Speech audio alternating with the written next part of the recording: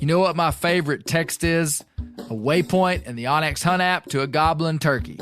The list on the Onyx Hunt app features for chasing turkeys is long, but knowing exact public and private boundaries and land ownership details will help you find more places to hunt, whether that's on public or private. I'll be toting the Hunt app through the spring woods in a few states this year, and I recommend you do the same if you want more turkeys on your table. Also, Onyx has a special offer for you. Use code BEARGREASE to receive 20% off your membership at onyxmaps.com/hunt this spring. There's nothing like snook hook sets at dawn or catching a tarpon in the moonlight. Find your next fishing trip made easy on fishingbooker.com and experience the magic of the Sunshine State or any other destination on your fishing bucket list. Book a blue water adventure in search of sailfish or go snapper fishing with the kids. With over 6,000 captains and trips to choose from, planning your next one just got a whole lot easier. Download the Fishing Booker app on the Google Play or App Store, or visit them online at fishingbooker.com to book your trip today. Maui Nui is on a mission to help balance axis deer populations for the good of our environment, communities, and food systems on the island of Maui. They've shared over 126,000 pounds of nutrient-dense protein with the Maui community. Secure your spot now. Become a snack subscriber and join in helping to build more resilient food and ecosystems on Maui. Visit MauiNuiVenison.com. That's MAUINUI venison.com and use promo code BEAR for 20% off your first order.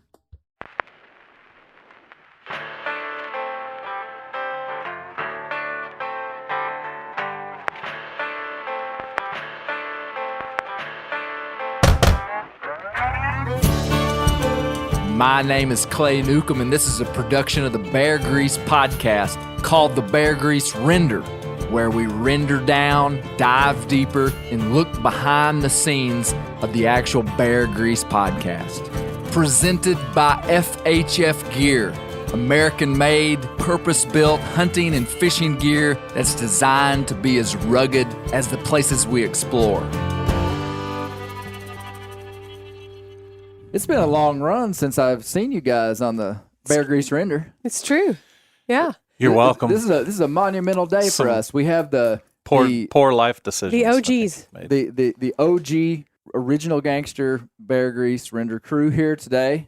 I have to my left my lovely wife, Misty Newcomb. Welcome back, Misty. Good to be here. Sporting her First Light parka. Actually, Clay's First Light. When I'm really cold, I put on Clay's really, really big puffy one. So you guys, the last time I saw you was before I went to Alaska in September, because you guys did a render without me. Yep. On when I was in Alaska, and then the next time we did a render in Alaska, I believe. No, wasn't that? No, we did multiple renders, and I've been traveling, and you guys have been out of the picture for a little while. It's like our vacation time. You remember when I asked RT Stewart if poachers are jealous? I'm gonna does the render crew get jealous? No, not me. Not Brent? Okay. I think it's envious.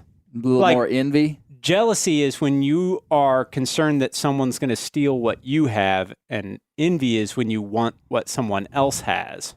It's a good distinction. That is a good distinction. Gary and I were just talking about the render you had with all the folks from back home. All the men. That was a pretty good render. That was there with me. Yeah, that was a good render. I got incredible feedback from the render with Scott, Andy, Steve Phillips, Randy Stepp, Coy House, Gary Newcomb. Yeah, that was a good one. That was a really good one. I really enjoyed the one with James Lawrence and those guys. And Gerald. Yes, that was one of my favorites. I would have Gerald Brewer on this podcast every week if he'd drive up here. I have so many good Gerald Brewer stories. We need to... He's got a head of hair like a movie star. He does. So Misty's to my left, and then Brent Reeves, who's we've got a little dialogue to have together. Brent, welcome. Thank you. To your left, Josh Lambridge, Spillmaker. Josh, good to be back. Great to see you. Back in the saddle. Great to see you. To Josh's left, Isaac Neal. I'm just happy to be invited. Assistant to the producer. Yep. Of the Bear Grease podcast. Got a nice mustache right now too. My wife said, "Why don't you shave your beard into a mustache?" And I said, "Yes, ma'am." Did she mean a Fu Manchu? Okay, so I had not shaved in... Because she might not have. I'm just throwing that out there. That's a different thing. Right. So I hadn't shaved in 11 years at all, like anything at all. And so I shaved, and as I was going, I was thinking just like, the cop mustache, the dad mustache, just top of the lip. And then I started shaving, and I was like, well, I don't know. So I just kind of stopped. It wasn't even like bottom of the jaw Fu Manchu. It's just like, that's when it occurred to me. And I was like, well, I'll just find out. Like, she's getting home in an hour. And so she came home and she's like, yeah, that's good. That's acceptable. Wow. Okay, we need to probably Great. come back to talking about facial hair and... Okay, we're going to do that? Yeah, after you introduce our last person, because we need to talk about your most recent Meat Eater video. Okay. So, and to Isaac's left is Gary Believer Newcomb, who your name came up on the podcast this week, unannounced. You heard that, didn't you? I did. I wasn't sure if you'd approve of that or not. That was okay. Okay. I wasn't sure. I'm pretty notorious with that, with my buddies over the years. Good. Well, good. As I did it, I was like, I think it'd be cool with this. So, Brent Reeves, your career kind of is at a fork in the road, I guess. So's your freedom. So how did you feel now that your cover's been busted? Has it been officially busted? Well, I mean, I've called you out nonstop on this podcast for being an undercover agent trying to bust me. Man, you can say anything. You can say a rooster dipped snuff, but if you don't see a snuff can under his wing, it still ain't true. So, am I right? I'm still piecing all that together in my brain. I think you are right. I think you are right. I feel like the big difference is Clay is saying, I saw the snuff can. Yeah. Saw the snuff can. Well, it remains to be seen. Okay. Just keep doing right. If that's what you're doing. I never stopped. Okay. That's an opinion. I never started purposely doing wrong. I mean, everybody makes a mistake every now and then. Yep. Well, wait, no. can I just say, did you check his hat for a wire? Ooh. Yeah, Oh. that's maybe Brent should. I think prove you're it. the one wearing the wire. Take your shirt off. Yeah. Now, was that on this podcast? I don't know. I think it was the last one. week.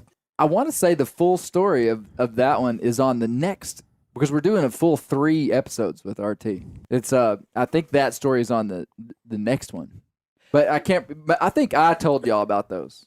Anyway, Maybe not it was. important. Yeah, I don't remember that part. Okay. There's a story of RT being accused of wearing a wire. Okay. And he does he does a very wise move in a script change. Humans have scripts of how they interact with one another. He does a script change. So you guys actually just let the Black Panther out of the bag. Hey, And, let me say something. I was about yeah. to challenge Brent to do the same thing to prove it, Mm-hmm. thinking that I heard it on the podcast, but I just heard you say it. And next week, when everyone hears what RT Stewart does, the script change, I think it'll be worthwhile to think Misty almost challenged Brent to do the same thing. And I think it'll make everybody laugh, Okay. especially because Brent would have no idea what I'm talking about. And for me to Okay. just say that. Great. And so Brent used to work undercover. For people that are Used following to. along Used would to? know that. Quote unquote, used to. Yeah. And I mean, what a great cover would it be to say I used to work undercover but don't anymore. Yeah. And then to stay this long Yep. inside of it. So you used to do undercover narcotics. Yeah. For how long a period of your life? About 16 years. 16 years. Mm-hmm. That's a long time. It was a long time. Brent, how long what was the longest you ever stayed undercover? Probably, I'm going to guess about 4 or 5 months at a time. We usually could get it done in that length of time.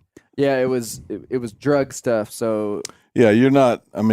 Once you build a case, you get 2 or 3 buys on somebody.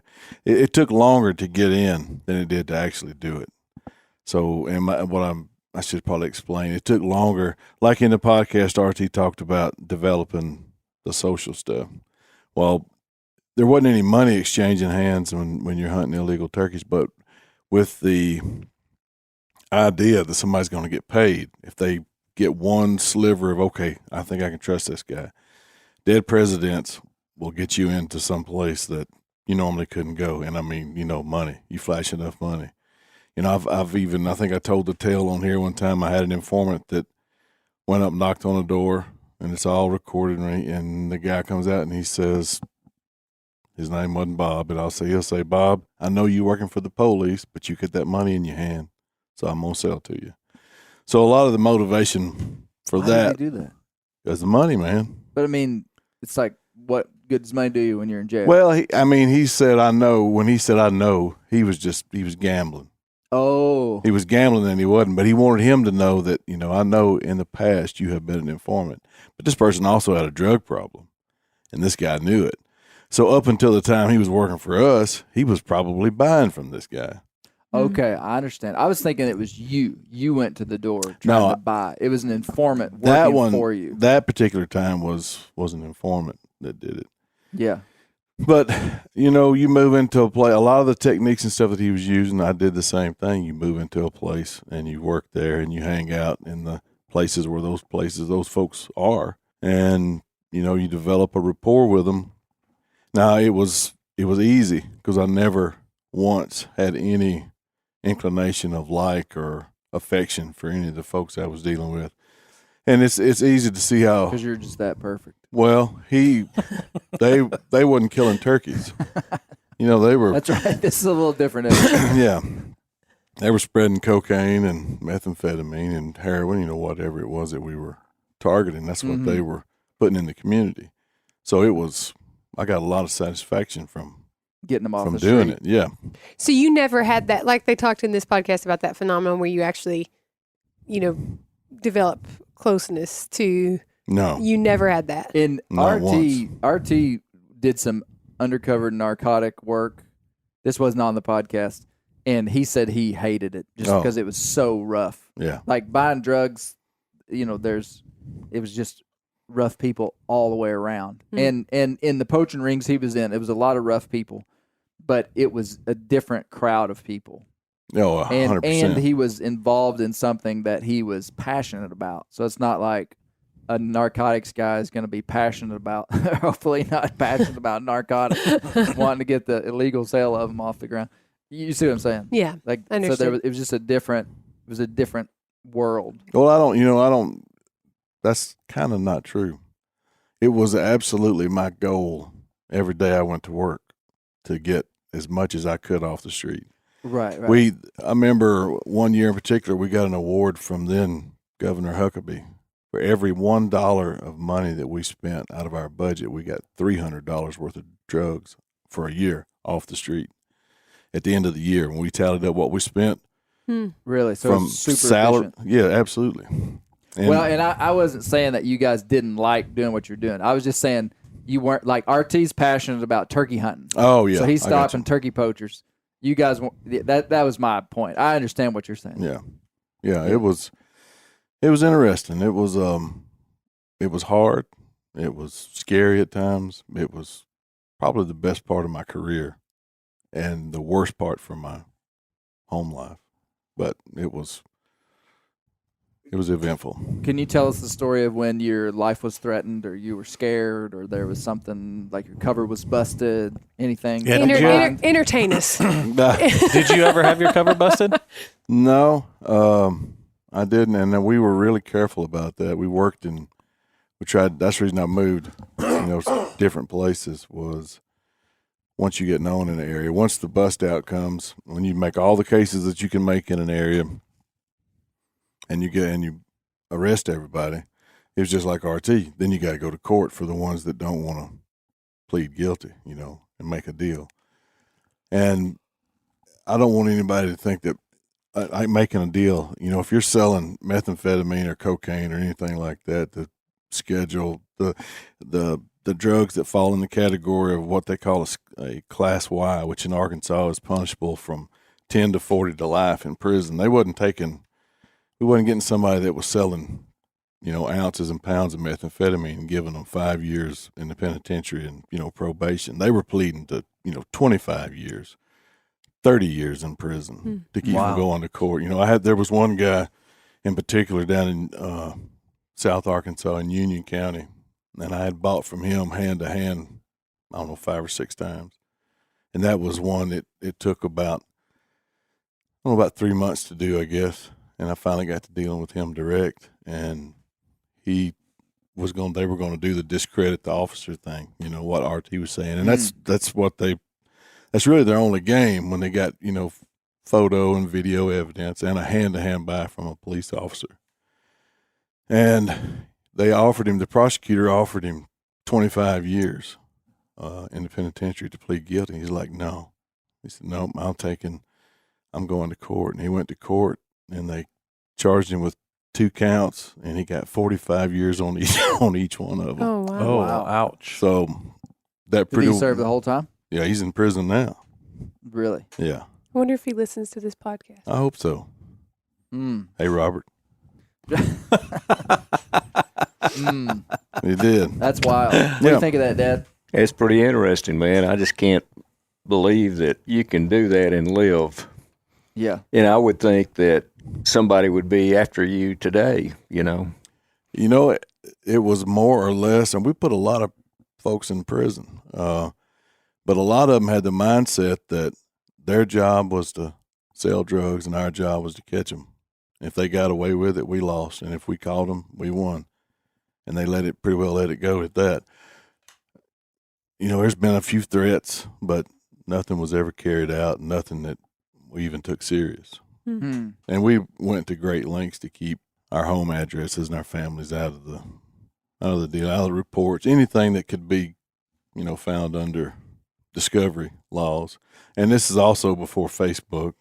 Yeah. That's a challenge. I wanted to say, I had a couple people mention to me, they said, hey, how can you tell all this stuff and it not be hurting law enforcement operations maybe going on right now? And to be honest with you, I don't have a real good answer for that. Well, I can answer that. Okay. The technology is well beyond anything that was talked They're about. not sending in people like that? Sure. But the old poach coach with the VCRs and all of that, Yeah. no. Don't need it anymore. Don't need it. There's other ways. And I won't give specifics about it. But no, there's other ways to do it. Have anything to do with hiding cameras and overalls? Could be. You never know. And pocket watches. Pocket watches? That reminds me. Look at that pocket. Brent's pulling out his pocket watch. Ooh, that looks good. Oh, Got sights wow. on it. It's got a clear top on it. Beautiful pocket watch. Well, that is what. What got us started on all this was when I did the series on Louisdale and Charlie Edwards, Mm-hmm. and just as the story unfolded, like it was like real journalism. I really don't think of myself as a journalist, but that's what that was, Misty. Real journalism. Thanks for telling me. And as the story unfolded, a man came to me and said, "Hey, I know a law enforcement guy." Came to me and said, "I know the guy," and how to contact him of who worked undercover to try to get Louisdale and Charlie. And so I go and talk to Russ Arthur, and that's kind of when this whole undercover interest popped up. And so Isaac and I were interviewing Chip Gross in Ohio for the Lewis Wetzel podcast, which was requested by Steve Ranella. Lewis Wetzel's a serial killer, and Crystal we're Gale talking to hair. Chip Gross. And the Louisdale and Charlie Edwards stuff had just come out. And I say, hey, we just did a big thing about these turkey poaching outlaws in Arkansas. Chip Gross says, well, guess what? I'm a former Ohio game warden, and I wrote a book about R.T. Stewart, who's still alive, retired. And that's how all this started. Wow. And so, and I drove up to Ohio on like the 24th of October. Drove up there by myself and met with RT and talked with him for like 3 hours. And it was really interesting. Just RT's an interesting guy. You only get you're getting the cherry picked parts of these interviews, Right. It was, and you guys have heard the whole story, but I've had some people say that they don't like this dark stuff. But America is fascinated with crime. The number one podcast in the world is Crime Junkie. Did you know that, Isaac? That was You're the one that assistant to the producer of Bear Grease podcast. I just listened to it. Crime Junkie? The story that we were talking about earlier. That was the one my dad sent me. Yeah. I am not that's fascinated what with you it. listened to. That was the podcast I listened to Okay. earlier. What were you going to say, Misty? I'm not fascinated with it. I don't judge people who are. I'm just saying, for me personally, I can't. I remember reading Crime and Punishment. Okay. And not being able to sleep, having not like I actually had to stop reading the book. Yeah. I was pregnant with Bear, and it could have, I don't know, it had something to do with it. But I remember reading. I just can't handle that, delving into the dark parts of people's like that You know level. what I told a guy on Instagram the other day? No, I said the only way we really appreciate the light is to understand the darkness. Yeah, that was pretty good. And I said something like that, but there's a touch of that that's really true. It sounds like a funny proverb, but to me, it's interesting in this country of law and order that we live in, like in our society, obeying laws. the rule of law. The rule of law is deeply inside of all of us. It's why we stop You're at just, like, stoplights at born 2 in in the morning. America, and you pop out and don't know it, but you're born into a society that is fixated on laws. I mean, even when you think about the politics of the country, politics is all about, this much government or that much government. It's all about A rule of balance. law.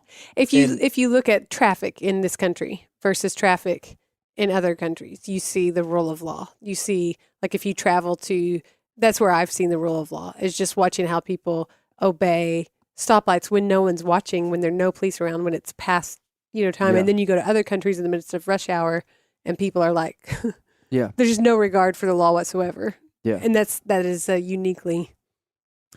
Right. And so when we look at the North American model of wildlife conservation and we see it as the most successful animal husbandry effort of humans ever, it has been based upon a group of people that were, for the most part, willing to obey the law, which is so wild because there was no law until the turn of the 20th century. In the 1900s, there was market hunting.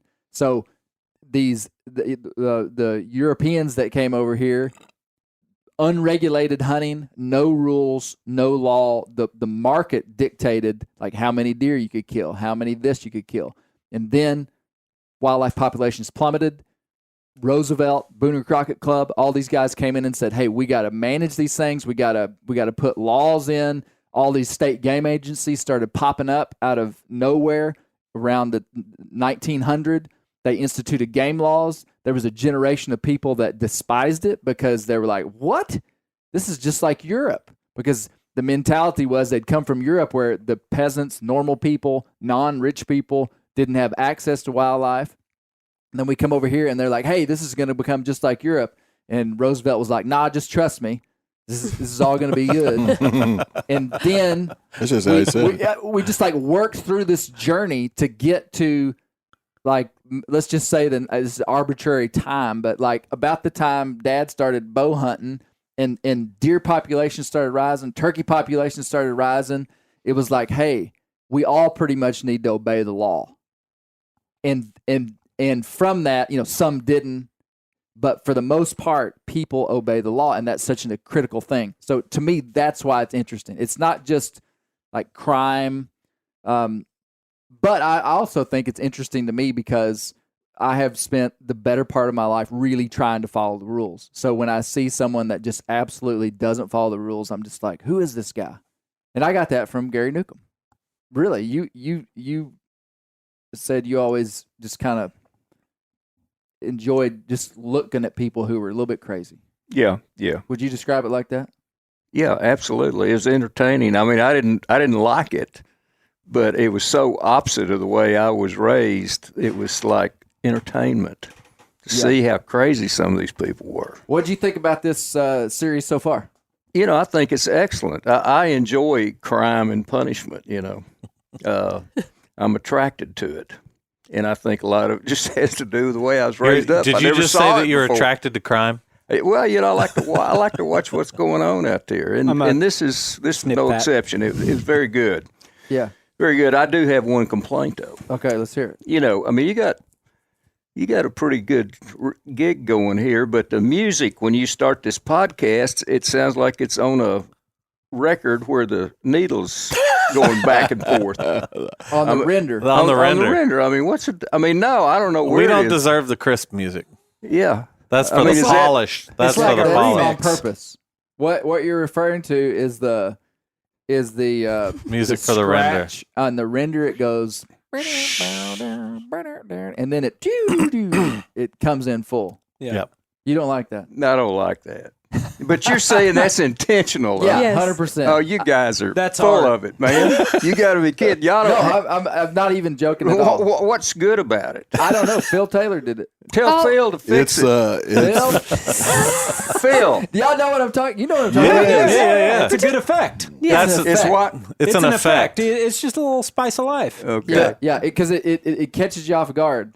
It's like a script change. You think you're going to come in and hear this, but then you're like, wait a minute, it sounds something's wrong with this. it's And then symbolic. it kicks in. Well, see, the smart people figure that out. But when you got an IQ of around 60, you're like, well, what? So, That's the only and complaint you a have about lot this of your series? audience, Gary, is is right this there the with first me. time you caught that? I mean, you know, Are you saying Clay's audience has a low well, IQ? like me, yeah. I mean, some of it, any audience does. Sure. So, anyway, I'd like Taylor to is it Taylor?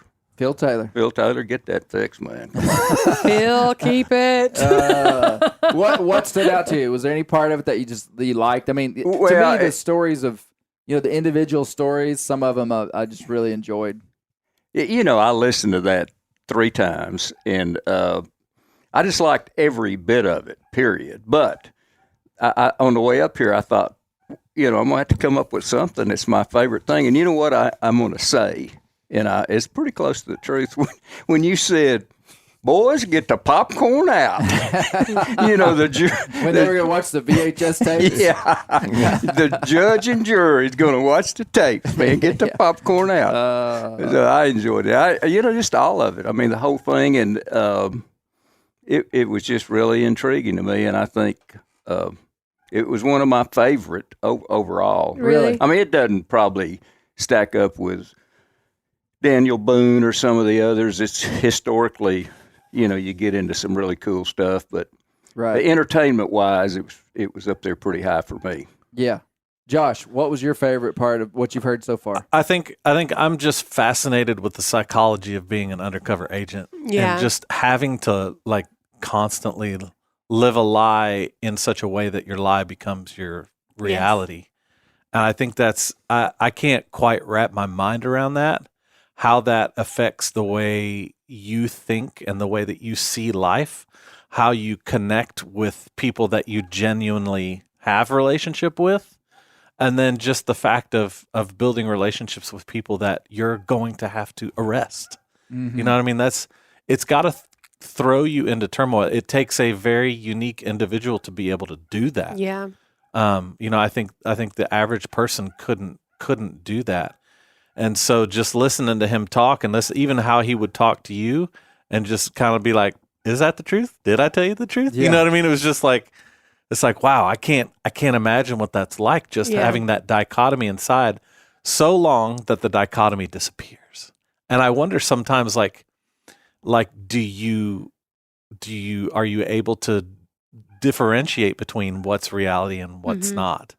It's pretty fascinating. And I also liked hearing him say, I recognize what this has done to my family and it put a lot of strain on my relationships, and I regret that. I think the work that I did was good, but I regret the what it did to my family. I think that takes an honest, it takes a self-evaluative person to be able to look at that and admit that with humility. And so I think that I don't know what his life is like now, but I think he probably spends a lot more time investing in things that are valuable in his life.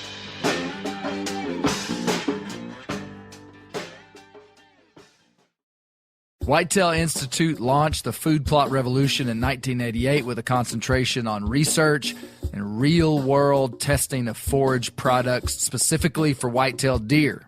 Whitetail Institute's research and development team of agronomy experts provide effective, personalized service. I've been using Imperial whitetail clover for a long time in a food plot back behind my house. In 2007, I killed the biggest buck of my life over an Imperial whitetail clover small quarter-acre food plot. Imperial whitetail clover is the only clover scientifically developed through years of selective breeding. Clover extreme genetic stability provides extreme cold tolerance, disease, and drought tolerance. It really does. Clover is coated with Whitetail Institute's Rain Bond, a polymer coating added for enhanced seedling survivability. They have an exclusive offer for Bear Grease listeners, 15% off Imperial Clover when you use the code BEAR at whitetailinstitute.com. That's whitetailinstitute.com and use code BEAR for 15% off. Ready to win Mother's Day and cement your reputation as the best gift giver in the family? Give the moms in your life an Aura digital picture frame preloaded with decades of family photos. She'll love looking back on these memories and seeing what you're up to today. Even better, with unlimited storage and an easy-to-use app, you can keep updating mom's frame with new photos, so it's the gift that keeps on giving. And this is not a joke. Juju Newcomb has an Aura frame, and we share photos, and they're incredible. Also, my mother-in-law has one. We have them. They truly are really good, really high quality.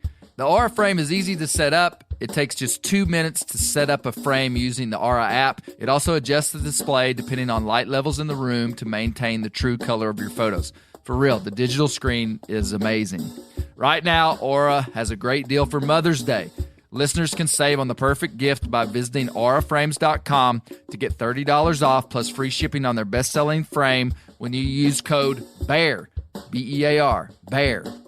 That's auraframes.com. Use code BEAR at checkout to save. Terms and conditions apply. Sport Dog is the most recognized brand in the hunting dog training industry. Born in 2003 in Knoxville, Tennessee, Sport Dog was forged by a passionate group of hunters and dog trainers who intimately understood the challenges of the field and the special connection between hunters and their dogs. The people at Sport Dog know that having a well-trained hunting dog is more than just having a reliable partner. It's a commitment to their safety and unlocking their full potential. The Sport Dog promise to customers is simple: gear the way you design it. Every product Sport Dog builds is meticulously designed and rigorously tested in the field, ensuring it withstands the toughest conditions you and your dog may encounter. Trust Sport Dog, where innovation meets passion, to elevate your hunting experience and strengthen the bond with your local companion. Using tracking equipment on my squirrel and coon dogs is extremely important to me to track my squirrel dogs and my one old coon dog that's not very good. Get 20% off your first purchase using the code BEARGREASE. Go to www.sportdog.com/beargrease to learn more. Yeah, I think that idea of an undercover agent getting close to somebody is something that you typically wouldn't think about. And the main reason I thought about it was because of Lou Dale and Charlie. Typically, we have a really easy time, like just talking about a criminal just very derogatively, just like criminals. Of course, anybody would, go in undercover and would be thrilled to turn these guys in, which is a true story. But it's a little more nuanced than that. And that's the whole thing about Louis Dale and Charlie. That was the whole story, the whole part of that series that was so interesting, is that these were actually, to many people, really likable people, but also these outlaws. And so I think that's, and then, RT's just a random agent that kind of picked out of the hat. And I go to him and I say, hey, were you ever really close to somebody that you had respect for?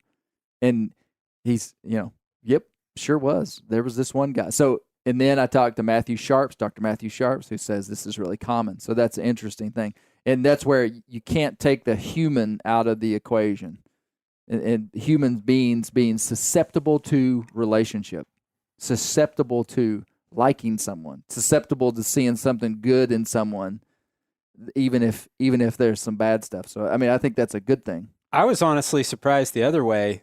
I felt like I was a little bit surprised that he only had a close relationship with one person.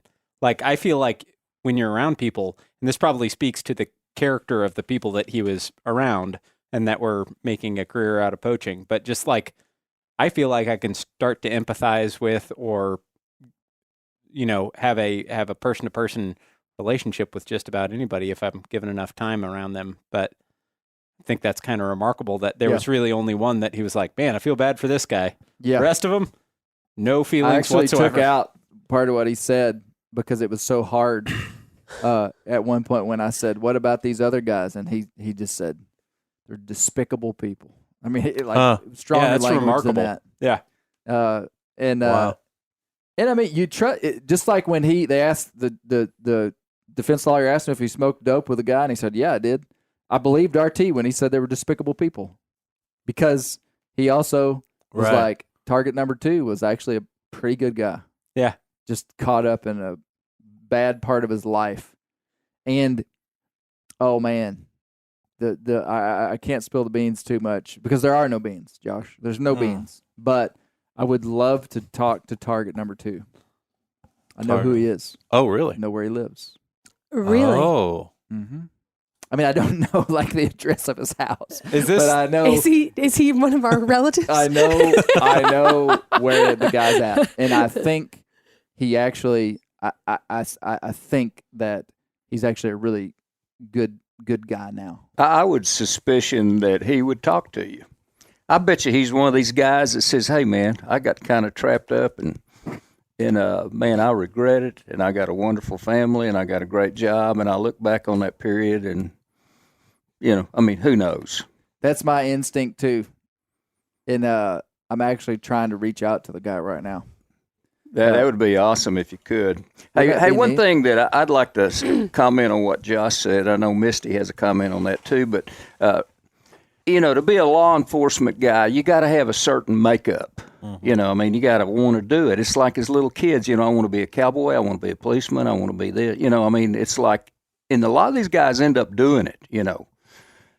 So our society's kind of geared to where we can fill all spaces, but to be a cop, I don't know what it is, but to be an undercover guy, it'd be real interesting to see what the makeup is of these undercover guys. I would think adrenaline junkie. I mean, you're stepping into a high every day. Every day when you wake up, you're just going, I can die today. I mean, so somehow you kind of like that. I'd say that's right. I would have to absolutely say that that's right. And to the point that you sacrifice everything else. It's addictive. Would it be addictive? Yeah, very much so. And it was all encompassing. I missed funerals. I missed visitations because somebody called and I had to go. And when I didn't have to, but I wanted to. And I didn't want to go because I didn't want to be with my family. I wanted to go because there was somebody else to catch. And I thought that I needed to go do that. And it all came full circle to me one morning. It was on a Saturday. And I had taken my son to eat breakfast. We'd gone to eat breakfast at a little cafe. And we were sitting there eating, and he was, during this time, my brother and I, we still had the guide service going, and we had Labradors at home. This is all going to make sense in a minute. Okay.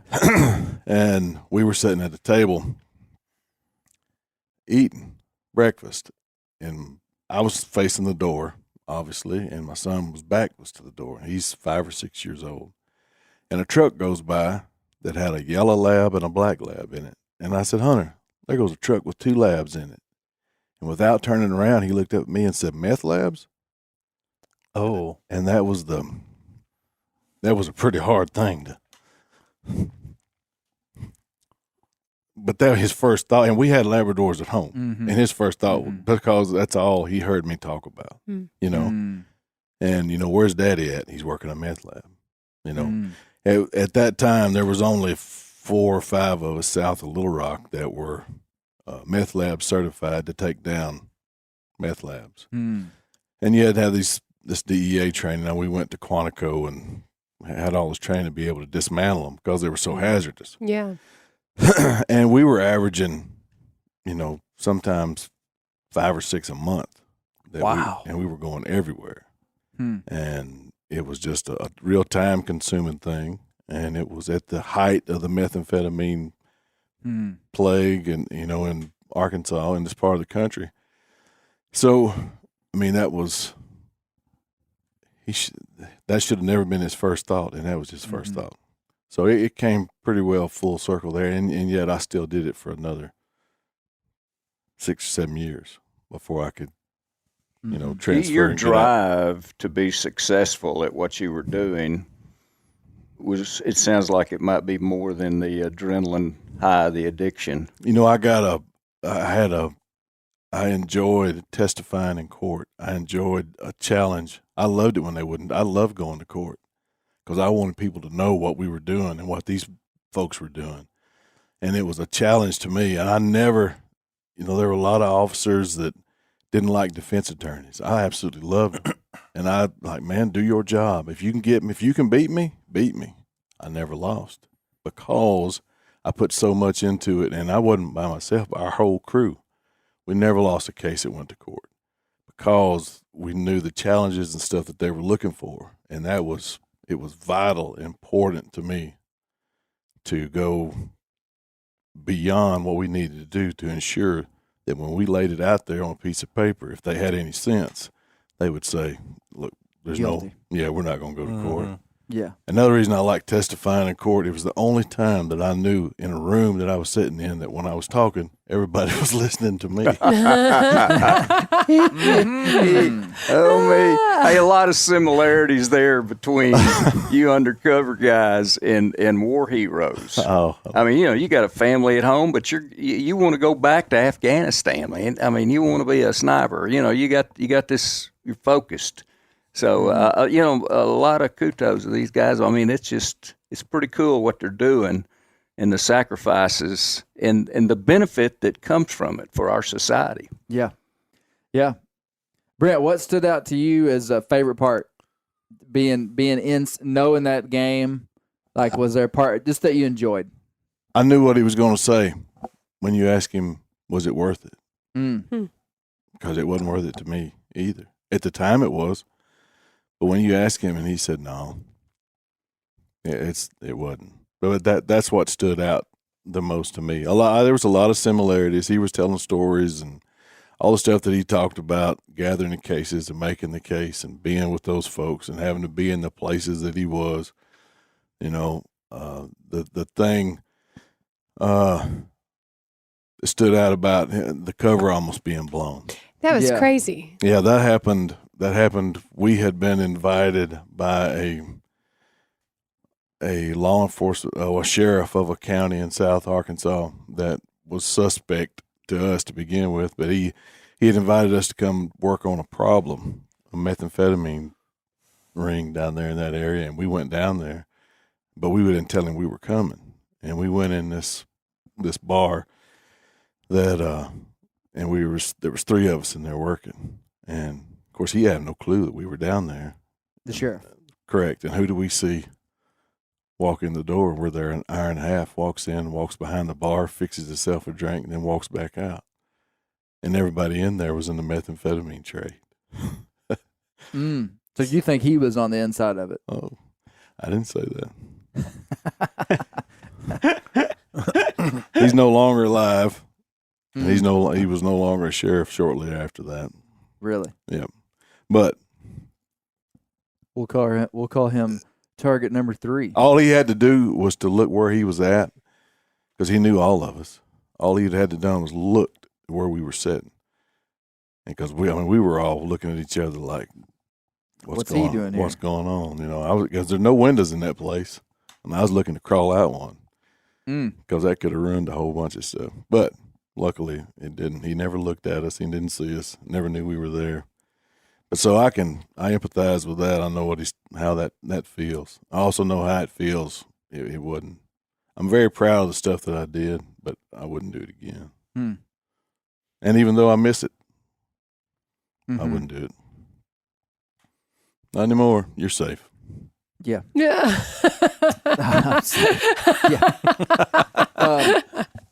Dad, what do you say the chances are that Brent is actually an undercover agent? I think it's real high. I think if we could, I think what we ought to do is have him strip. No, I don't want him to do that. Please don't. That's what I'm saying. Has Clay talked about that yet? No. On No, this- it's No. that's on the third episode. All right. I just told y'all all about that. Miss Newcomb, what stood out to you? What was your favorite part?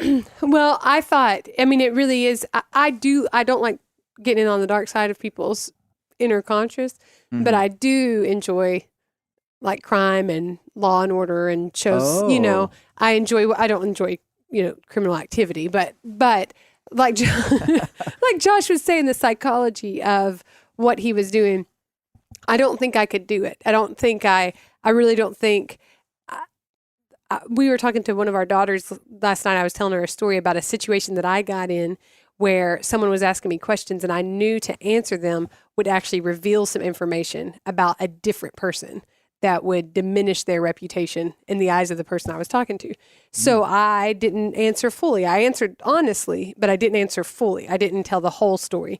And I said when I walked away, I kind of felt sick because I felt like I had lied to them, even though I didn't lie. I was like really careful to tell the truth. But I think I would be a hot mess in a situation where I was every single day having to portray myself differently than like who I that would just be so incredibly difficult. I thought it was crazy all the close calls he came to, like when he was talking about the people overhearing from the other room, the guys. I mean, that is crazy. Yeah. See, and that's just the ones that he knew about. Right. Oh, and that's just the ones on this case. Yeah, I mean, Like this was a small part of his full career. who knows? How many times I walked around a corner and somebody walked out a store or something. That hey, I know that guy. Yeah. Well, I was just thinking about like the idea of the poach coach. Like I'm a pretty curious person and I can't imagine sitting in the back of the van and not just like looking around. It's a cool thing and you're just like, What's his what's it? VCR? Yeah, like I feel like there are so Have many. you looked in my glove box while I went in the truck? Be honest. No. Have you ever No, looked at but, my like, console and looked at all that stuff? Just Dog like has. There's more stuff in my console. You could It's live true. for 6 years Well, I in the mean, like, wilderness with what's in my console. the idea if of you his turkey died, that- like in 10,000 years, if they find your truck console, they can piece together your whole life. yeah. And Isaac's been going through it while I was in the gas station. Go ahead. I'm formulating an anthropological sort of theory. This must have been a religious ceremony here. No, but just like his turkey vest, like he had a full-on recorder in that. Like all it takes is one buddy to be like, "What are you carrying there?" Boom, over. Yeah. Well, But- and that's what the third episode a lot is about. Because so I told these stories, like I told the whole story of Operation Redbud in part 2. The first episode was kind of an overview of just undercover work in general, but there was so many small stories that were still left that were just intriguing all on their own that the third episode is going to be a lot of just like real, unique, clipped out stories of when wild stuff happened and he got out of stuff. Because that's what's so interesting to me. And it takes a lot of confidence. And RT said that. And after I interviewed him and after I've spent so much time on this, I see what he means. Like you can't hesitate.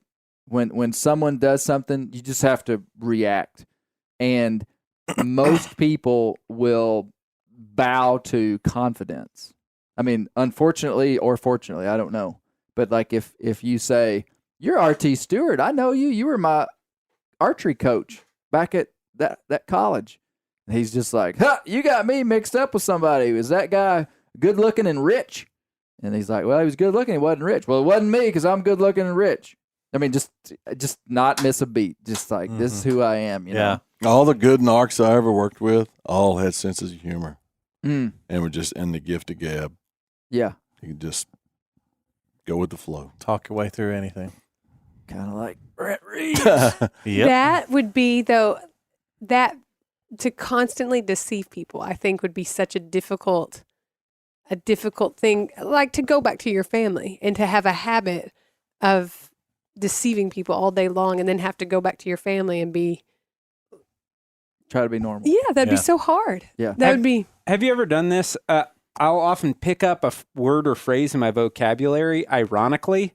Like I heard somebody call somebody guy one time, and I felt like it was the most disingenuous thing I've ever heard. Like, "Yeah, no problem, guy." And I'm like, that sounds weird. So Sounds I like started. something a guy with Fu Manchu would say. Well, it is now because I started saying it ironically, and then at some point in time, I just woke up and realized that it had crept into my lexicon, and now I say guy. Yeah. And I think in the same way, He called me guy last night.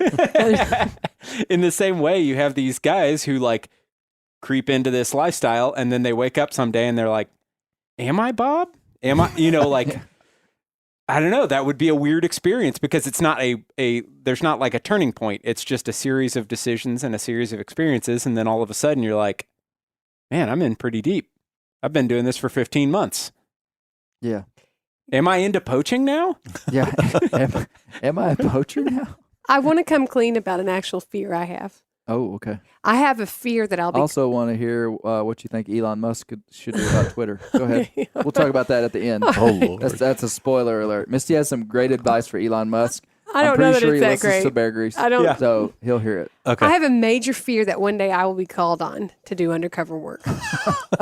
This is like actually has come up in my thought life a lot. Like, what if I'm called on to do undercover work and I have to break the law to do it? Like if the U.S. government flies a chopper in here, And they're lands like- it in the dark, Exactly. knocks on our door. That's just how it happens. And they Missy, tell let's me, go. And they And tell me it's like Rambo when they What if they recruited have? Rambo out What of if they prison. have like an activation word, like pineapple, and like all of a sudden you turn into You're someone? a different person. a criminal. Yeah. Okay, carry on. Catch And my in the rye. concern is, and every time I hear Brent talk about his undercover work, I'm always concerned that this is going to happen to him as well, that I will be asked to do illegal things, but never tell anyone. And there's only one person that Not even knows. Clay? And exactly. And there's only one person that knows, and that person is either dirty or gets killed.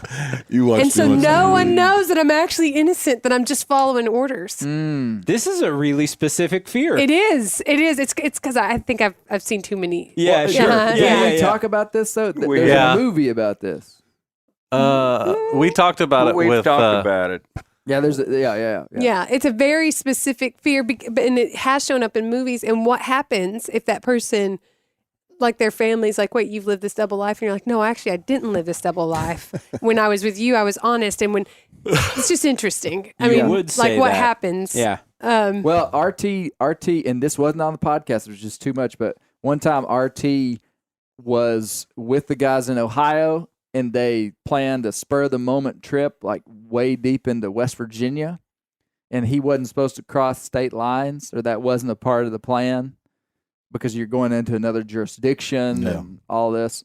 And he calls his boss, and is like, "Hey, they want to go to West Virginia, and I kind of like have to go with them."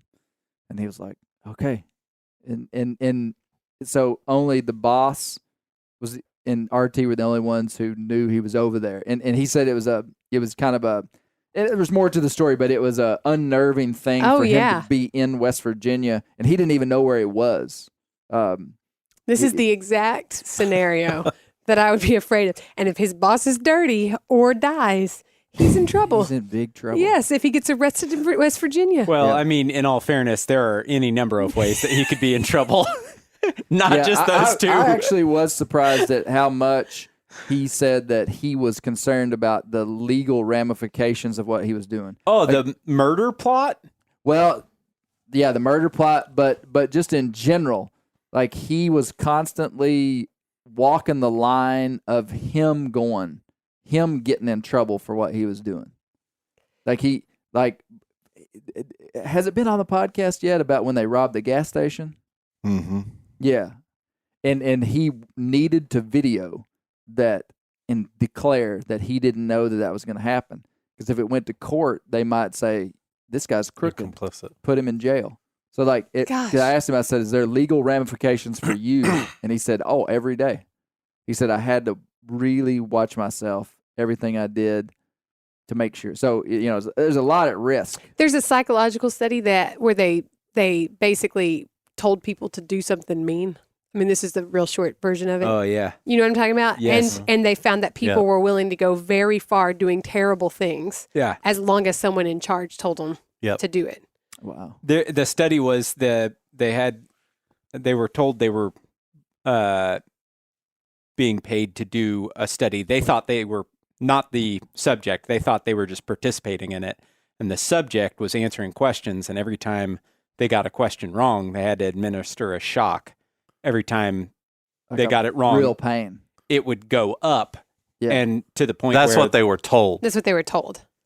to the point where the fake subject is complaining of like heart pain or like, please stop, I don't want to do this anymore, and the administrator answer. of the test, They just kept doing it. yeah, Kept nailing it. And they found that people were, as long as they felt authorized, yeah, and that they were willing to go a lot further than what you would be comfortable with. Hey, I'd like to read to you guys a email that I got, and I'm not going to say the name, so it's going to be fine. But I got this email. I shared this with RT, and he was really thrilled about this. But this guy says, I was recently listening to episode 78 of the Bear Grease podcast, Secret Agent Man, and found myself overwhelmed with emotion and even moved to tears. My father is a retired undercover narcotics agent. For nearly the first half of my life, I hardly saw him and certainly didn't know him. I grew up feeling fatherless, all the while my father was home most nights and even took me to school in the morning, but that was the extent of our relationship. I knew of his career and idolized him for it, making up that he was a superhero and his duty was more important than my life. Coming of age, I soon began to resent his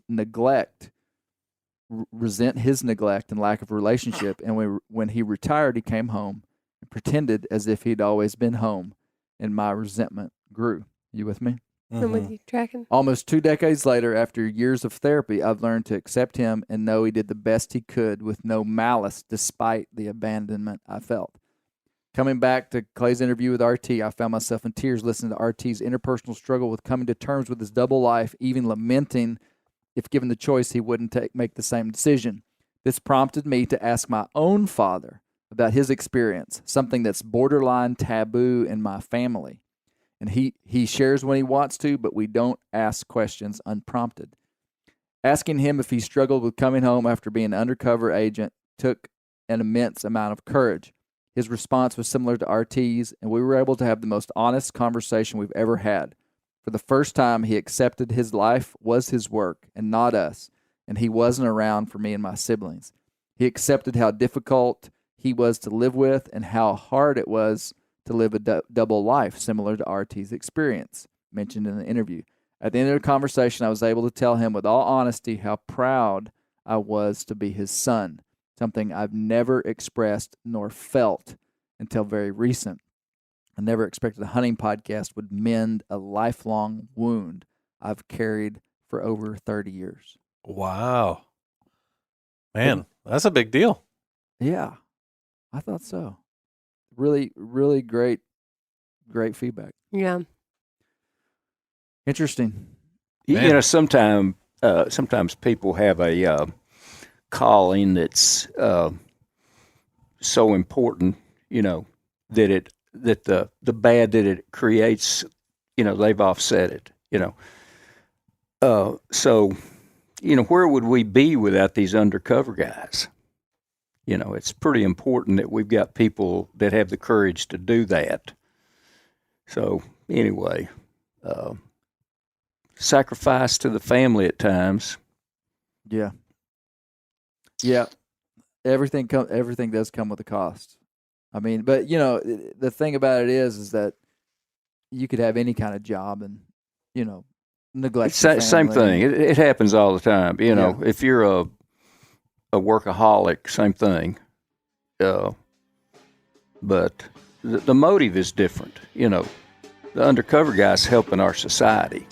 Yeah. The workaholic's helping his checking account.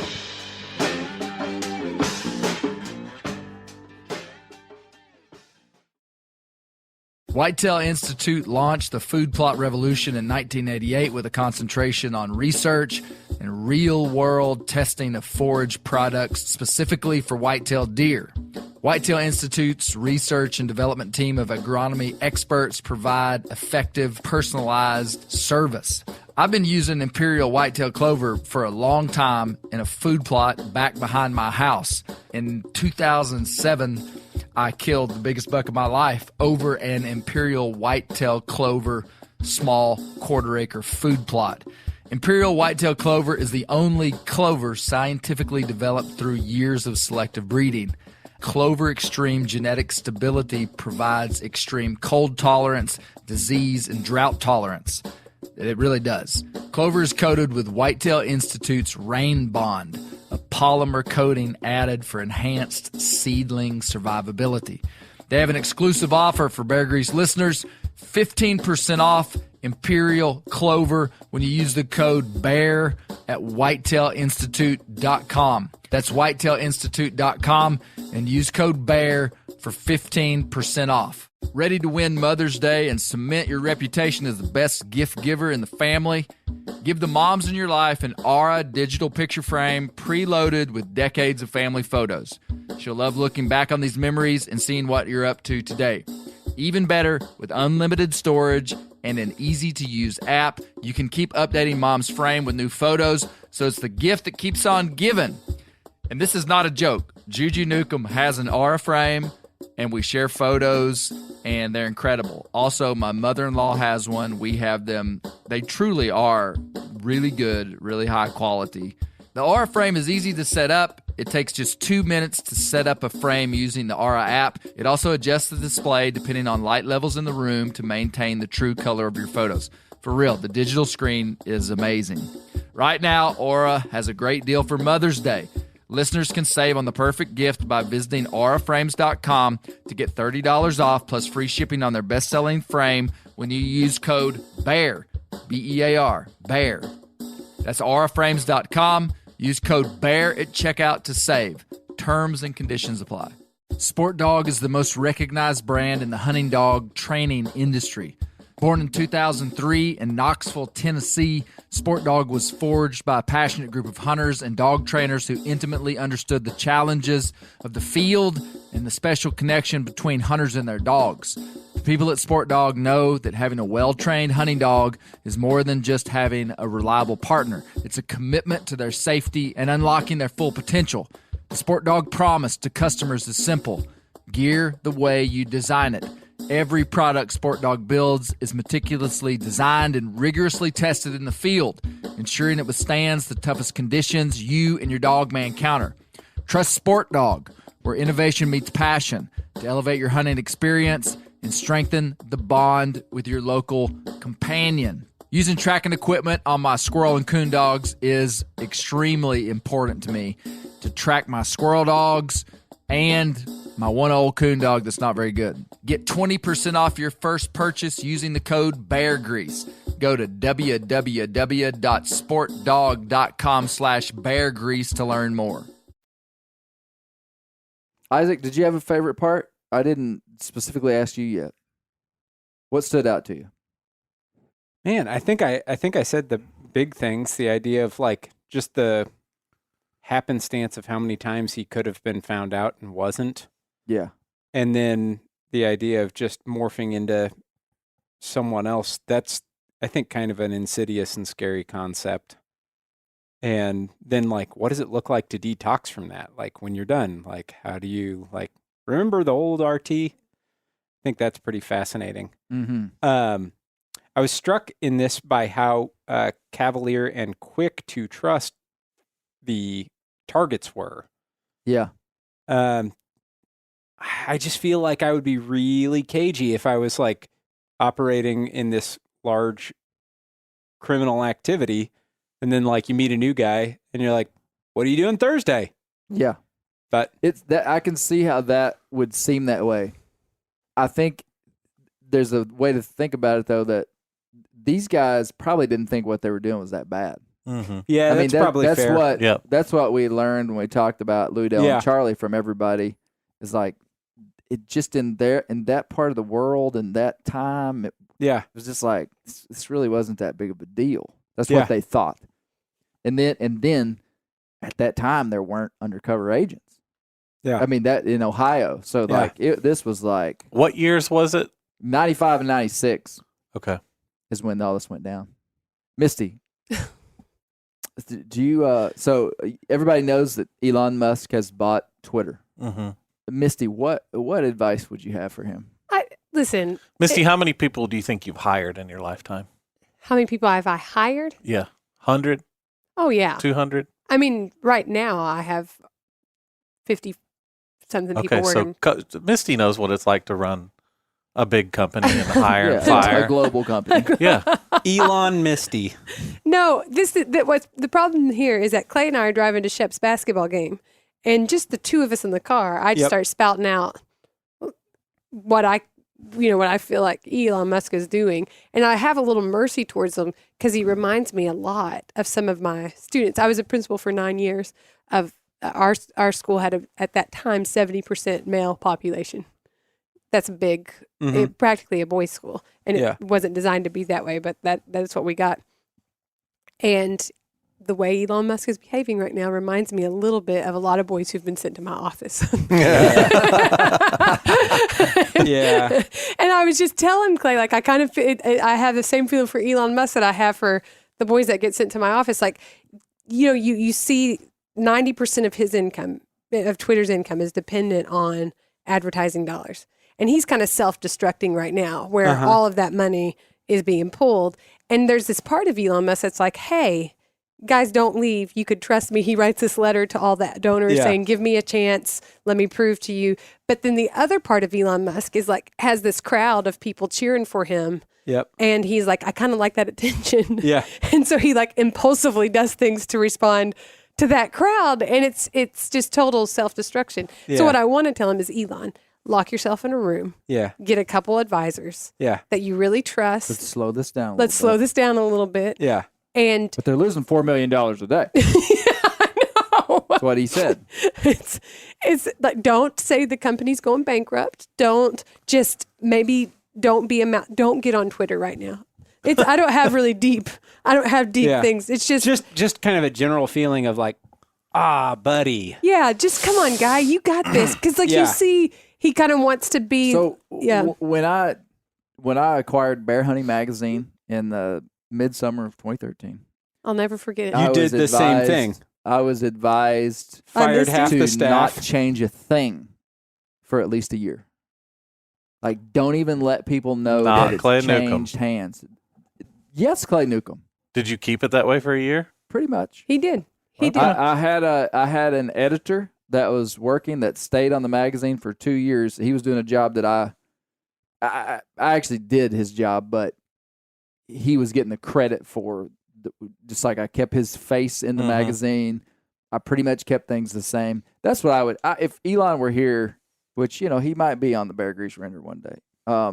Bill Clinton too. I want Bill Clinton, Elon Musk, Gary Newcomb.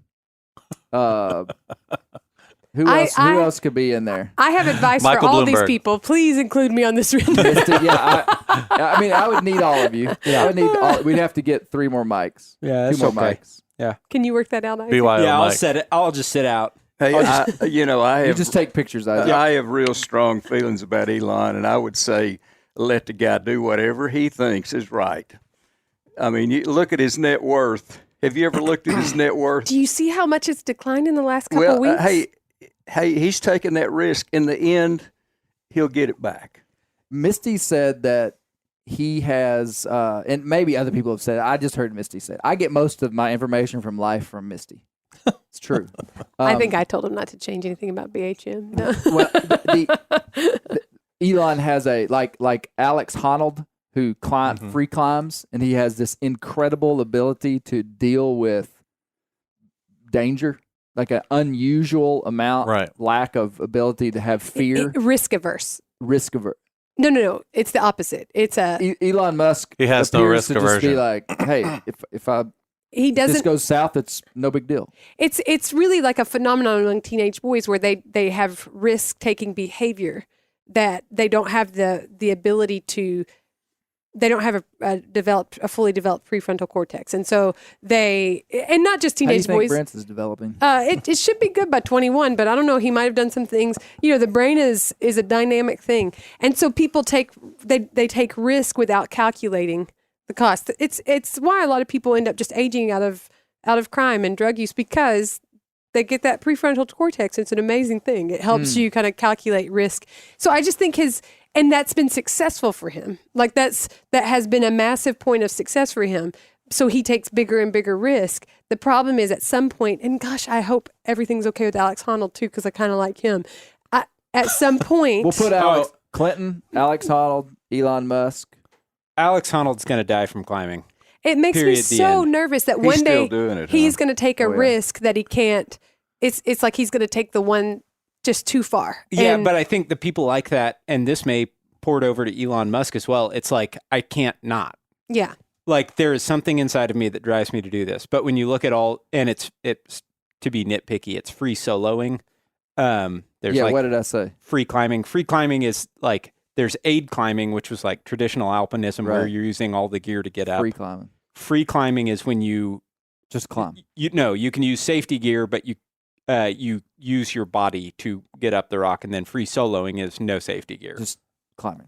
Just climbing. I just think Anyway. that it's like a risk. Like these guys who take these big risks can be very successful, and Oh, and absolutely. though that risk taking behavior, we had a separate conversation that I won't quote here, but where I was saying like sometimes life rewards those risk takers huge, Oh yeah. and he has been rewarded hugely, and Yeah. it's clear there's no way he could do what he's doing. He really very much reminds me of some students I've had in my office who are brilliant, who have Yeah. very sharp minds. Whose Go for it. whose Well, dad owned a emerald Elon mine in buying South Africa. Twitter reminds me a lot of when I bought Izzy off Craigslist. It was a big gamble. Fired half the staff. Paid off big. Took everything I had. Cut the People around me meals. said I was crazy, but paid off big. And look Big. at you now. Yeah, look at me now. Hey, Dad, tell us about. I meant to do this right at the beginning. This is the most exciting thing. So you were a little bit younger than Bill Clinton. Yeah. How much younger? 2 years. So, but he I went was to, a sophomore when he was a senior. and you went to Hot Springs High. Right. My sister graduated with him, So yeah, Sandy. Yeah. she was in the class with him. Right. And over the years, has gone to high school reunions, even when he was. Right. He would invite his high school senior class to the governor's mansion, then to D.C. When he had a big event, he invited his senior class to come. Yeah. So what do you remember about Clinton in high school? Well, you know, in high school, it's really interesting to me to look at high school because it's all like peer groups. Everybody's developing inside, and you're looking at the cool guys, the hoods, different groups of people. And he had The hoods? Hoodlums. New one? if you're my age, we Yeah, I had know. hoodlums and hoods. We call We them had hoods. the hood too. Mhm. Yeah. Today it's probably Andy Brown the, used that term when he was talking Yeah. about Louisdale up on the sky lift. Yeah. He said, "Couple of hoodlums I coming." mean, there." these guys smoked, in my. Yeah. So anyway, Bill was. I didn't know Bill. I mean, we would speak maybe in the hallway, hello or something. You weren't like his friend. No, not even close. Yeah. He wasn't my kind of guy, man. He was too smart. I mean, he played in the band. He was just a neat guy, dressed neat. Everybody liked him. He went to church. He was just he wasn't in the elite group of your high school, but he was just kind of a neat guy to be so smart. And you would have you really think you would have recognized that even if he hadn't become president? Oh yeah. If you just said, "Hey, you remember Bill Clinton?" What'd you probably think figured about he'd him? be a successful State Farm agent. I never thought much about the guy, really. I mean, Sure.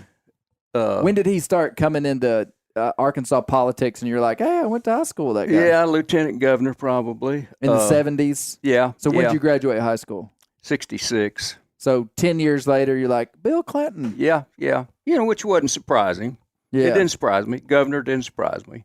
Yeah. President surprised me. Hey, do you know, I remember when he was running, so I would have been like 12 or 13 years old, and I remember walking out of the house with you. You were taking us to school, and you were dressed up in your suit and tie going to the bank.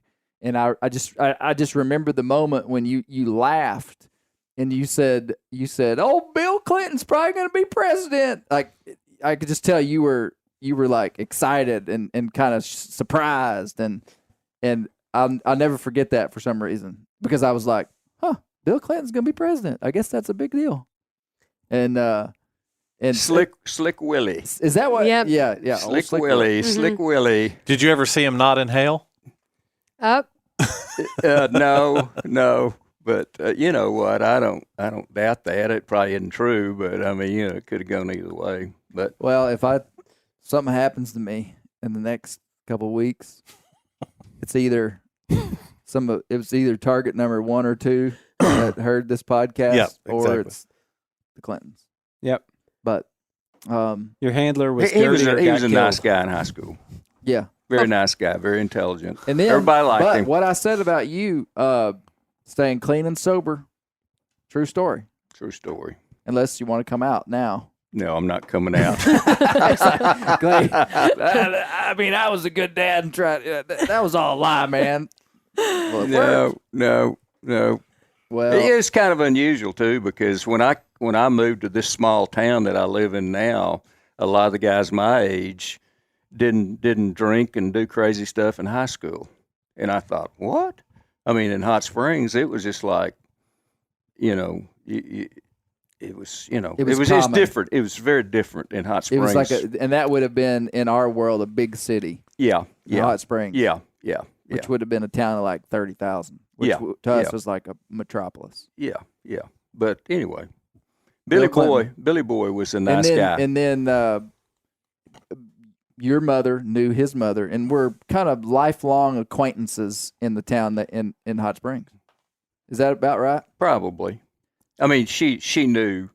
I don't know how close they were. Yeah. Well, she didn't talk about I it. remember Emmeline saying that I remember her telling stories of seeing Miss Clinton Yeah. like in town and them Yeah. talking, Yeah. like, you know, and, Yeah. and probably she was highlighting that because at the time, you know, he was president. So, yeah, interesting. And my sister, she's a pretty good looking girl. I'd call her before she'd take off to D.C. Go, be careful while you're up there. Oh my goodness. You can cut that Isaac, out. cut that out. Of all the things, that's the first thing he says. Leave it in. It's a true story. It's a true story. Well, you never know. You never know. We were in Washington D.C. yesterday. We were. Misty and I were in Washington D.C. yesterday. You heard it here first. He's about to announce his candidacy for office. CB, play baby. He's wearing a tie today. I am With his wearing a tie. overalls. Somebody that saw that GQ video that I did, people wouldn't know it's a GQ video, but the breakdown Yes. videos that you've been seeing on Meat Eater's Instagram is a spoof off of GQ doing a breakdown of movies and stuff. And somebody said when they saw me with a suit on that they thought I was running for governor, or they thought I was running for political office. Yeah. And so, but no, that's not true. Hey, I have one other thought before you close this thing down. I didn't like it under Louis Dale and Charlie, and I can't remember how it worked in, but I didn't like it that the guy couldn't kill a turkey. I mean, you're like going, okay, I'm going to send you out to where you can possibly get killed, but you can't kill a turkey. Yeah. They can kill you, but you can't kill a turkey. And I'm going, I think there's something wrong with that. I mean, you wouldn't want to just say, go kill all the birds in the world, but I mean, shoot the bird. So Well, I don't like that. I think he had.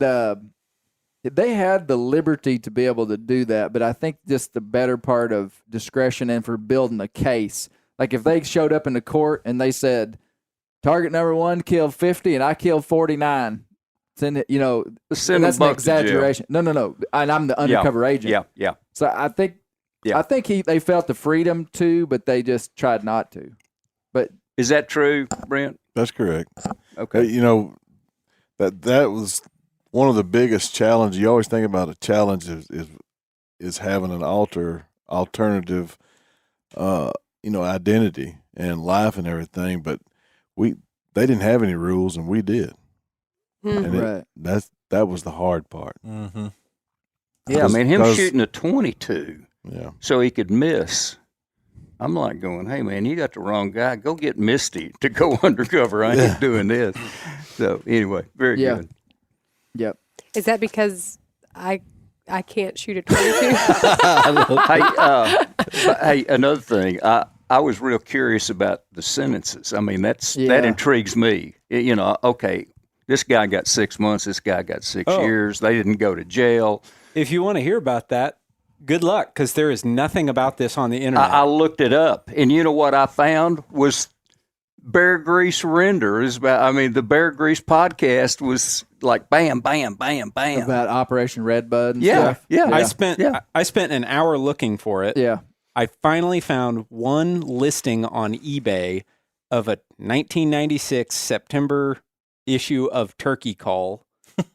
It was just The a magazine. title, and it had every article listed, and one of the article titles was Operation Redbud, and there was no photos, there was nothing online, and I was like, I've got a buddy who is big into the history of the NWTF, Nathaniel Maddox, Yeah. the guy that Yeah. I was like, hey man, do you have the September issue of the 1996 Turkey Call? And he's like, yeah, I got the It's whole like year. right here on the back of my toilet. So he went down to his office yesterday or the next day and took pictures of the one article.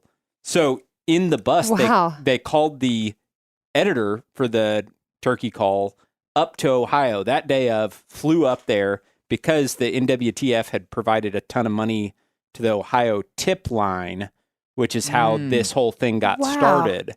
So the NWTF was helping to fund the tip line that was like, hey, so-and-so's killing whatever. And then they get a reward from the NWTF. So the editor was actually there at the busts and wrote an article on it. Interesting. None of this is online. Yeah. So I wonder I why. tasked Isaac because what I wanted to do at the end of the podcast was to go, target number one spent, so much time in jail and had to do this and lost his this. And sadly, I'm afraid we'd be a little disappointed if we knew what I happened think to those that's the guys. reason why, or partially. Yeah, I bet they got off. I don't know. There's a lot I have heard people like off the record, and I can't even remember exactly who told me this, but when you're a judge and you hear a wildlife case, sometimes it doesn't translate to as significant a crime. Almost like, yeah, but that's not a real crime. And I'm not saying it's a judge's fault, but I'm just saying the system is not geared to just fry people for wildlife crimes. And to those of us on this side of it that love wildlife, want it, like are playing this game, this conservation game, like we see how serious it is. But when there's the next guy is a guy that murdered somebody, and Yeah. it's like it's a little bit. I kind of agree with that, but you need your law strong enough to stop other people from participating. And where is that? It's like, how do you price your product? Well, price it as high as you can until it quits selling, and back off a little bit. Yeah. So, Well, when Louisdale and Charlie and Stoney Edwards, Charlie's son, told me this, when Louisdale, or he's the one that brought it to my attention, when Louisdale and Charlie were doing what they were doing back in the 80s and 90s, literally it was like a misdemeanor ticket. Like if you killed a turkey, got caught killing a turkey, which they did a couple times, pay a $325 fine, go to the courthouse, pay the money, go back and kill another one. Charlie said, well, it's cost me about 40 cents a bird. Because he got caught one time, but all the ones he killed, he divided the amount of birds he'd killed to the ticket. And so it literally was like a game. It wasn't the punishment. Today, it's not like that. They are taking vehicles. And RT did say that one of the guys had his vehicle taken away, put a lien on his house till the fines were paid. There was some significant stuff. But yeah, that's the... Yeah, because it's basically he risked his life. Yeah. I mean, it's like That's a good perspective. that he risked his life for a pretty so low don't key. slap Yeah. these guys on the wrist. Yeah. Well, in the end, what I want to say is that we're all massively supportive of law enforcement, Absolutely. what these guys are doing, the sacrifice that they're given to protect our wildlife and our right to hunt and our basically the integrity of the whole system. So when you go out and don't commit a crime and have a good hunt and take an animal, that is as much a part of the whole system as RT going undercover and busting these guys. And it's like, to me, it's like one big thing. We got to have it. So Thanks, Brent. yeah, for being after Clay all these years. Yep. Got him. Busted. Well, it's great to have the render crew back together. Pleasure to speak with you, all Good of to be you. here. Hey, Meat Eater Black Friday sales almost done. Hey, we haven't addressed that it's almost Thanksgiving. Oh my If gosh. people are listening to this on the day it comes out, tomorrow's Thanksgiving. Happy Thanksgiving. Happy everybody. Thanksgiving. Happy Thanksgiving. Enjoy Yeah. your family. Be thankful. Be thankful. Kill Yeah. a deer. Andy Brown says Thanksgiving Day is a great day to hunt. Always. It's the opener for the South Zone of Ducks in Missouri. Say that again. It's the opener for the South Zone of Ducks Oh, really? in Missouri. Okay. Hey, yesterday afternoon would have been a good day to hunt. I saw more deer driving from the highway Let me the tell mile you, to my house. I had deer everywhere. it was a good day to hunt. I mean, not. He killed one yesterday. yeah, yeah, I killed a yeah. buck yesterday. And one of my good friends from Little right. Rock, I visited with him this Gary week, Salsa. and he's a great hunter. And he said, he talked about you. He said, yeah, I'd like to meet Clay sometime. And he said, by the way, Monday, I forget what day this was, he said, is the red moon. He said that should be the best day of the whole year to hunt. The red moon. Monday or Tuesday of this Last guess week, I- right? There was Last a week. blood Yeah, it moon. was. blood moon. Uh-huh, Yeah, yeah. yeah. Yeah. I think it was boy, Monday.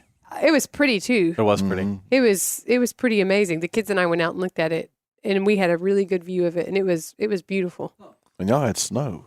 We did. We've had Yeah, snow We've twice. had a ridiculous They're talking about amount snow of tomorrow, maybe. And they're All right, talking, guys. yeah, tonight. Crazy. Thank 11 you so o'clock. much. Thank you for listening to the Bear Grease Podcast.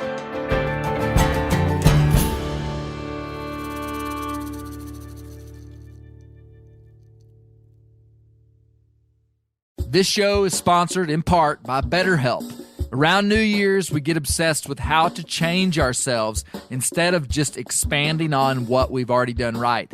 Maybe you finally organized one part of your space and you want to tackle another. Or maybe you're taking your supplements every morning and now you actually want to eat breakfast. In the last year, I've been more diligent about going to the gym on a regimented schedule, and it's made a lot of difference in my life. Therapy helps you find your strengths so that you can ditch the extreme resolutions and make changes that really stick. Therapy is helpful for learning positive coping skills and how to set boundaries. It empowers you to be the best version of yourself. It isn't just for those who've experienced major trauma. If you're thinking about starting therapy, give BetterHelp a try. It's entirely online, designed to be convenient, flexible, and suited to your schedule. Just fill out a brief questionnaire to get matched with a licensed therapist and switch therapists at any time for no additional charge. Celebrate the progress you've already made. Visit BetterHelp.com/grease today to get 10% off your first month. That's BetterHelp.com/grease. I'm sure a lot of you guys remember the old ceremonial hunting tradition of eating the heart out of the first animal you kill. Meat from those organs are among the most nutrient-rich foods on the planet. You can get those same benefits your ancestors craved via convenient daily capsules from Heart and Soil. Find out more at heartandsoil.co. And remember, use code MeatEater for 10% off your purchase.